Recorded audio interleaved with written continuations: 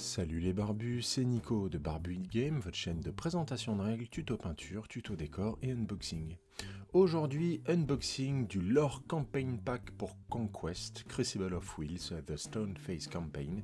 C'est un titre quand même qui est vachement long, mais ça faisait un bout de temps qu'on attendait un pack de campagne orienté narratif, justement. Ils ont fait pas mal d'efforts de ce côté-là, ils ont sorti une boîte spéciale avec des personnages spéciaux, on va y jeter un coup d'œil. Ils ont aussi sorti des décors qu'on peut voir ici, il y a un discount code qui est là-dedans. Donc je vous propose de regarder ça, de voir ce sur quoi porte cette campagne et les originalités qu'elle apporte. On va trouver en premier le livret de campagne, qui est là, on y jettera un coup d'œil tout à l'heure. L'intérieur, pas grand chose à dire, hein. On va retrouver les deux sachets contenant les figurines et les socles. Il est à noter aussi qu'il y a les stands qui sont ici.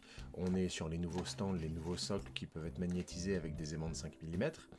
Et les deux cartes des personnages qui sont donc cette fois-ci des personnages spécifiques. Ça va être les premiers personnages nommés que l'on a et dont on va avoir les caractéristiques. Les deux stands, et voilà, le tour est vite fait. On va commencer par jeter un petit coup d'œil rapide aux figurines pour voir la qualité des figurines, puis ensuite on jettera un coup d'œil au livret parce que je pense que c'est, comme moi, ce qui vous intéresse le plus. Alors on va commencer par l'officier impérial. Donc ici on a toutes ses pièces, il tient une masse, on voit sa tête, on reconnaît bien sa tête avec le crâne à moitié rasé. Il a sa pelisse de sanglier, il semblerait qu'il ait une histoire avec les sangliers, je ne sais pas exactement pourquoi. Donc comme d'habitude la sculpture est très très fine. On va retrouver son bouclier ici, avec son bras à l'intérieur. Donc voilà pour l'officier impérial. À côté de ça, on a Ragodosh, le Stoneface King, qui comporte beaucoup plus de pièces. On va retrouver un élément à mettre sur son socle, l'énorme pierre qu'il a dans le dos, son bouclier, son arme, son corps, sa cape.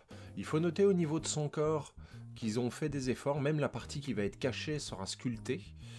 Normalement, la cape va ici et va cacher totalement le dos, mais ça permet pour les fanatiques du détail de justement peaufiner leur figurine avant même l'assemblage. Bon, rien à dire de ce côté-là, hein, ça reste la résine de Parabellum, pas une seule bulle, c'est vraiment quelque chose de très très propre. Là, la figurine a déjà été partiellement ébavurée, mon fils s'est précipité sur la figurine quand elle est arrivée. J'ai été obligé de lui arracher des mains pour pouvoir refaire l'unboxing de la boîte. Regardons maintenant le livret de campagne. Donc, ce livret est un livret à couverture souple. Au verso, vous avez une pub pour l'application. Je trouve ça un petit peu bizarre. Qu'est-ce qu'on va retrouver là-dedans? Donc là, vous avez le sommaire. On va retrouver l'historique de Ragodosh, avec des QR codes qui vous envoient vers des compléments. Les caractéristiques de Ragodosh, qui va avoir des caractéristiques un petit peu spécifiques, qui lui seront vraiment propres, et des règles, notamment sa capacité de suprématie est un petit peu différente. On pourra aussi noter que dans les régiments auxquels il a accès, il y a les Fireforge qui sont en mainstay, en base, c'est-à-dire qu'il n'a pas besoin de prendre d'autres régiments pour les prendre. Par contre, il ne peut en prendre qu'un maximum de 2. Il aura aussi droit, c'est marqué ici, il a droit à des maîtrises. Ce stand de personnage peut choisir une maîtrise sans coût. C'est sans doute pour ça aussi qu'il est un petit peu plus cher que le Oldraig de base. Ensuite on retrouve une carte, rien d'exceptionnel. L'histoire d'Eric Shur, le même principe que pour Ragodosh, avec des compléments qui sont accessibles via QR code. Ses caractéristiques, où là on va se rendre compte que justement il n'a pas les caractéristiques classiques du tout d'un officier impérial. On va voir qu'il a plus d'attaque, qu'il a plus en clash. Il a déjà ses Battlefield Drills qui ont été sélectionnés. Et on remarquera que lui aussi a accès à un régiment en base. Ici c'est la Légion d'Acier. Et il a le droit de prendre 2 maîtrises tactiques sans les payer. On va ensuite arriver au niveau des régiments. Alors ça, c'est la partie qui, moi, me fait un petit peu tiquer. Je vais vous expliquer pourquoi. Pas tellement à cause de l'historique, on a des historiques qui sont très intéressants, qui sont très bien développés. C'est plus au niveau des règles. Si on regarde la Steel Legion, qui est ici, c'est les Blades of Providence, c'est un régiment de Steel Legion, il est à 200 points. 200 points, bah, c'est quand même sensiblement plus cher que la Steel Legion de base, à un ou deux détails près. C'est-à-dire qu'il comprend un stand de commandement avec le porte-étendard et le Drill Master. Si on compte ces deux éléments, le régiment de Steel Legion de base serait à 195 points. Donc c'est à peu près la même chose. Quelles sont les différences? Les Blades of Providence ont un point de mouvement en plus, une attaque de plus, un point de vie en plus, un point de résolution en plus. Ils ont les mêmes règles, sauf qu'ils ont aussi fleuri en plus. Tout ça pour seulement 5 points. Il reste une incertitude, on ne sait pas si le Drill Master est compté dans les 6 attaques qui sont ici. Personnellement, je ne pense pas quand on regarde les caractéristiques des autres régiments, mais il y a une incertitude qui traîne. On ne sait pas non plus si on pourrait en faire en plus des vétérans, je ne pense pas parce que là déjà Clash 3 avec Fleury c'est monstrueux. Mais globalement, ce régiment pour pratiquement le même coût à personnage et équipement équivalent par rapport à une Steel Legion est beaucoup plus intéressant. Bon, le stand additionnel est à 60 points au plus, au lieu de 50, heureusement, mais le régiment de base n'est pas si cher que ça. On va en trouver d'autres. On va retrouver la Gilded Legion ici, avec quelques petits changements aussi. Bravery par exemple. Les River Wardens qui sont des Imperial Rangers. Donc ils vont avoir globalement les mêmes caractéristiques, sauf qu'ils gagnent un point de résolution, un point d'évasion, ce qui est très fort. Ils gagnent un point de barrage, le reste des règles ne change pas. Ils sont aussi à 40 points de plus par stand. Et ce régiment peut faire une action additionnelle et gratuite de marche au cours de son activation. Tout ça pour 10 points de plus. Comme pour la Steel Legion, on est sur un régiment qui est très intéressant par rapport à son coût. Et c'est là où, moi, il y a quelque chose qui me pose problème. Pourquoi jouer d'autres régiments plutôt que ceux-là? Là, pour 10 points de plus, on gagne un point de barrage, un point de résolution, un point d'évasion, une action supplémentaire par tour. C'est presque indécent. De la même manière, pour la Steel Legion, à coût équivalent, on n'a pas intérêt à jouer celle de base. Ce qui est quand même un petit peu surprenant. Alors, à côté de ça, il y aura aussi les régiments liés au Dwegom. Et là aussi, ça va être très bizarre pour les Dwegom. Là, par exemple, il y a les Bloodbound, donc un régiment de Holtan, à 200 points, exactement le même coût que le régiment de Holtan de base des règles, à quelques détails près. Déjà, celui-là comprend un stand de commandement avec Standard Bearer et un héros du choix du joueur.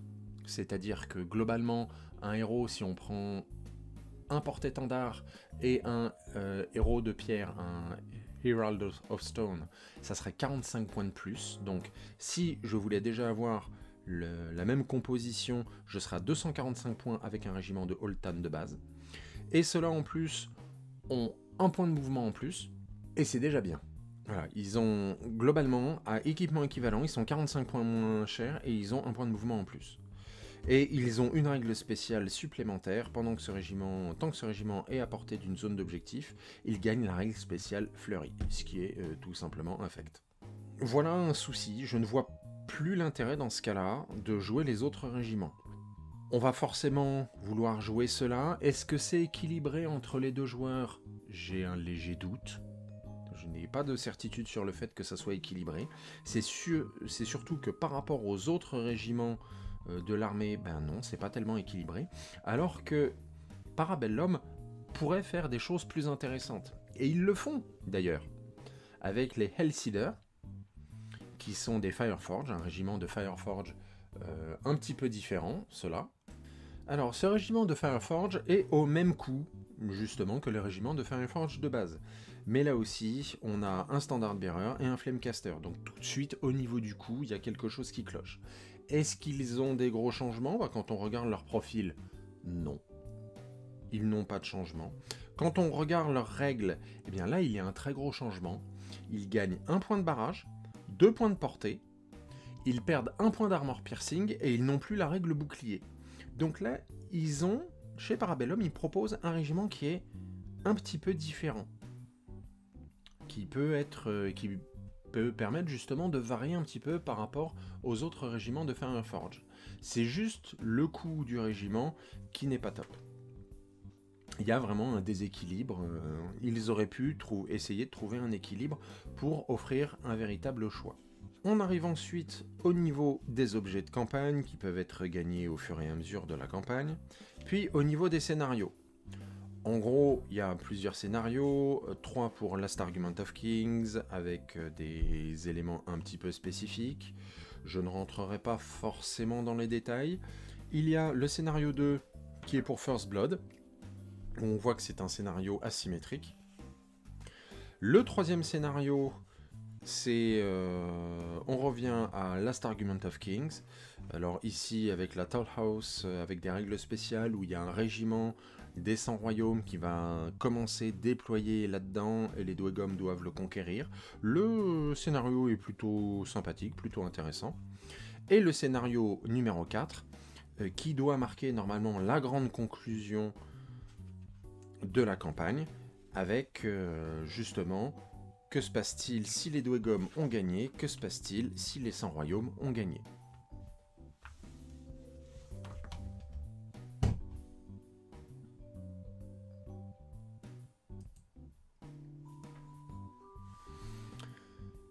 Voilà les barbus, j'espère que ça vous a intéressé. Moi, je vais jouer cette campagne avec mon fils, a priori, où on va aussi peut-être essayer de la jouer à la ludothèque de Gif-sur-Yvette. Il y a des éléments qui sont intéressants dans cette campagne, il y a plusieurs choses, c'est une tentative de la part de Parabellum. Personnellement, ce que je trouve bien, c'est d'avoir quelques nouveautés qui changent, les personnages ont l'air relativement intéressants, les régiments ne sont pas équilibrés en termes de coups en points, je ne sais pas si c'est pour vraiment pousser à les jouer, mais il y a peut-être d'autres moyens de le faire, donner d'autres bonus, ou alors les inclure obligatoirement dans certains scénarios. Je n'ai pas encore lu tout l'historique, il y a quand même aussi des liens justement vers d'autres éléments qui sont ici, mais c'est un coup d'essai. À voir ce que ça donnera par la suite. Je vous en dirai peut-être un petit peu plus une fois que j'aurai joué cette campagne. Moi je vous dis à bientôt pour de nouvelles vidéos, et bien entendu, d'ici là, que le poil soit avec vous.